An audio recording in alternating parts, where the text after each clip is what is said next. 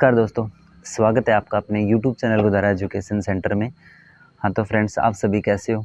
उम्मीद करता हूँ कि आप सभी अच्छे होंगे और आप जो भी काम कर रहे हैं वो आपका अच्छा चल रहा होगा और बेहतर इत्मीनान से आप अपने काम में लगे हुए हों। लेकिन हमें भी काफ़ी दिन हो गए कि वीडियो नहीं लेकर आए, तो आज थोड़ा सा टाइम था तो बैठा था, एक तो दिमाग में कुछ आया तो वीडियो लेकर आया हूँ। तो देखिए, हमारे चैनल पे तो आपको पता ही है, या तो कोई स्टडी से संबंधित वीडियो आएगी या फिर कुछ और नॉलेजेबल ही होगी। तो देखिए, जैसे हम सभी पढ़ते हैं तो हमारे सामने एक दिक्कत आती है कि हम जितना पढ़ते हैं ना उतना हमें याद नहीं रहता। तो आज हम उसी के बारे में बात करेंगे और उसी का एक छोटा सा सॉल्यूशन लेकर आया हूँ मैं। तो मैं आप लोगों से चर्चा करूँगा क्योंकि मैंने खुद इस चीज़ को आजमाया है।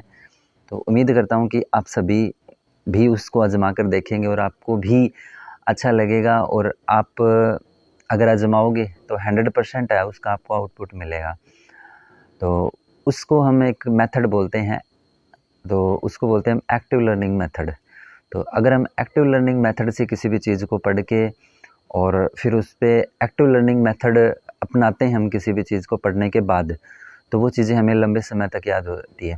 तो आज हम समझेंगे उस एक्टिव लर्निंग मेथड के बारे में कि वो एक्टिव लर्निंग मेथड क्या होता है। तो चाहे वो कोई भी हो, कोई कंपटीशन एग्ज़ाम की तैयारी करने वाला हो, चाहे कोई स्टूडेंट्स है, स्कूल में पढ़ने वाला कोई स्टूडेंट्स है, तो सबके साथ ये दिक्कत होती है कि उसको एक बार पढ़ने के बाद चीज़ें याद नहीं रहती। तो फिर बार बार पढ़ते हैं तो अब हमें यूँ लगता है कि भाई हमने कितनी बार चीज़ें पढ़ ली और हमें याद नहीं हो रही। तो इसी के लिए हमें क्या करना है कि हमें सबसे पहले जो चीज़ें हमने पढ़ी हैं उसको बिल्कुल अच्छे तरीके से हमें डीपली उस चीज़ को पढ़ना है। और हमें याद हो रहा है नहीं हो रहा है उस चीज़ पे हमें अभी एक बार नहीं सोचना होता, क्योंकि हमें हमारे पास अगर कोई नोटबुक है तो हम नोटबुक से पढ़ें, अगर हमारे पास बुक है तो हम बुक से पढ़ें, खुद के नोट्स बनाए हुए हैं तो बहुत अच्छी बात होती है, वहाँ से पढ़ें हम, या किसी और टीचर के लिखवाए नोट्स हैं तो हम वहाँ से एक बार उनको अच्छे से डीपली उनको पढ़ें। लेकिन उसके बाद हम कोशिश करें कि उसको हम एक बार खुद से क्वेश्चनिंग करें उनमें से। तो क्वेश्चनिंग, यदि हम किसी भी चीज़ को पढ़ने के बाद और खुद से उसमें से क्वेश्चन निकाल के खुद से ही क्वेश्चन पूछकर फिर उसके आंसर देने की कोशिश करते हैं, तो वो चीज़ें हमें काफ़ी लंबे समय तक याद रहती है। क्योंकि यदि हम खुद पढ़ के और एक हम अगर किसी को पढ़ाने के लिए खुद को तैयार करते हैं तो उसमें थोड़ा सा डिफरेंस होता है। क्योंकि जब हम खुद के लिए पढ़ते हैं तो उसमें हम इतना थोड़ा सा सीरियसली नहीं होते हैं, सही, क्योंकि ह्यूमन नेचर है ये ऐसा ही।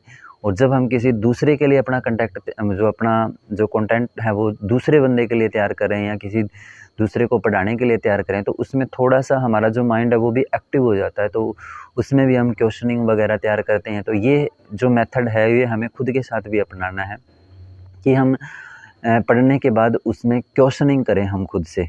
तो एक बार जो भी हमारे पास जो भी मैटर है हमारा पढ़ने का, चाहे बुक है, नोटबुक, आपका नोट्स है, कुछ भी है, उसको पढ़ने के बाद आप उसको बंद करें और उसमें से आप खुद से क्वेश्चनिंग करें।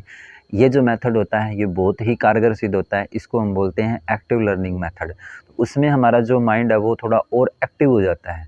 तो जब क्वेश्चन सामने आते हैं तो हमने जो चीज़ें पढ़ी हैं वो वापस से रिकॉल हो जाती है, और उन चीज़ों को जब हम बार बार रिकॉल करते हैं तो फिर वो चीज़ें ऑटोमेटिक हमारे जो स्मरण शक्ति है उसमें क्या है वो डीपली होती जाती है, स्टोर होती जाती है। तो जब ऐसे कर कर के अगर हम किसी भी एक टॉपिक को कंप्लीट किया और फिर उसको हम अगर ऐसे कर कर के उस पर ये एक्टिव लर्निंग मेथड अपना कर हम अगर उस चीज़ को लेकर अपने सिलेबस को अगर हम पूरा करते हैं तो एक शानदार कॉन्फिडेंस आता है हमें और एक शानदार तरीके से हमारी जो तैयारी होती है।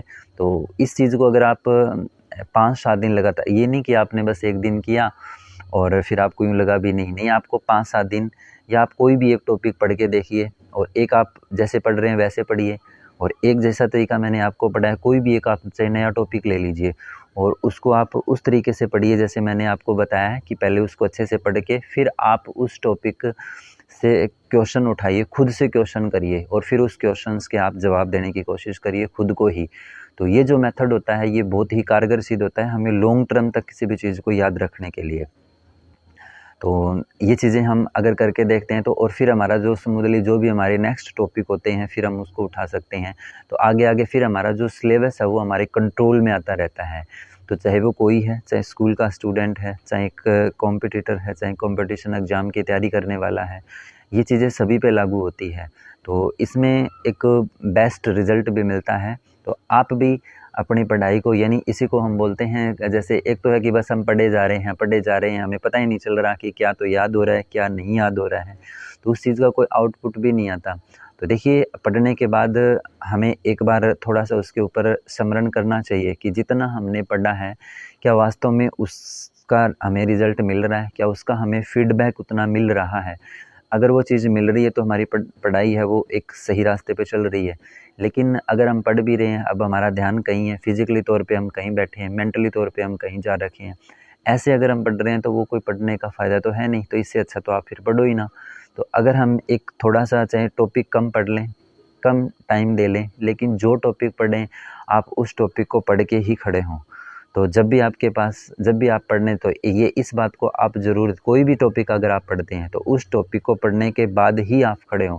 किसी भी टॉपिक को पढ़ने लगने से पहले आप ये चीज़ें पहले से ही तय कर लें कि इस टॉपिक को मुझे कंप्लीट करके और पढ़ के ही खड़ा होना है। तब जाके आपका जो सिलेबस है वो आपके कंट्रोल में आता जाएगा। और फिर अगर आप बाद में अपना टॉपिक पढ़ने के बाद कोई काम भी करते हैं, तो उसमें साथ-साथ आप अपने टॉपिक में से अपने खुद से क्वेश्चन करिए और फिर उसका आप आंसर भी देते रहिए। तो आपका मतलब आपका काम भी होता रहेगा और साथ में आपकी जो स्टडी है, जो आपका रिवीजन है, वो भी होता रहेगा। और आपको ये भी नहीं रहेगा कि जो चीज़ें मैंने पढ़ी हैं वो याद है या नहीं है। तो मैं उम्मीद करता हूँ कि मैं जो कुछ कहना चाहता हूँ वो आपको समझ आ गया होगा और आप इस टेक्निक को एक बार आज़मा कर ज़रूर देखेंगे।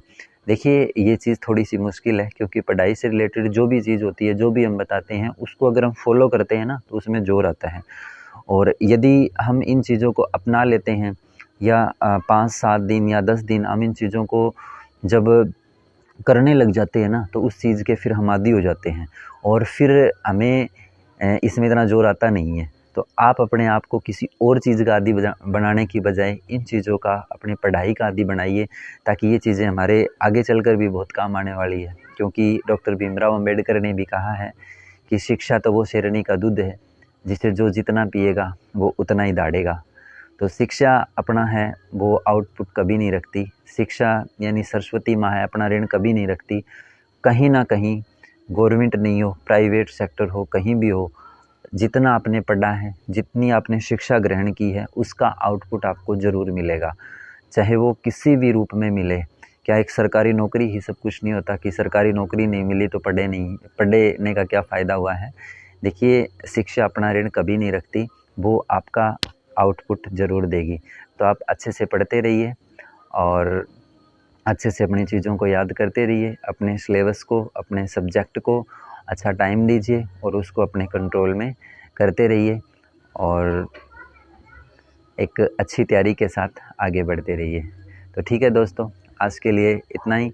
उम्मीद करता हूँ कि आपको ये वीडियो पसंद आएगी। अगर आपको वीडियो पसंद आती है तो आप वीडियो को लाइक करें और चैनल को सब्सक्राइब करें। कोशिश करूँगा कि 1-2 दिन में जल्दी कुछ ऐसी ही वीडियो या फिर कुछ ऐसी और टॉपिक से रिलेटेड कुछ वीडियो हैं मैं डालता रहूं और जिससे आप लोगों को भी फ़ायदा मिलता रहे। तो ठीक है, मिलते हैं फिर नेक्स्ट वीडियो में। तब तक के लिए जय हिंद, जय भारत।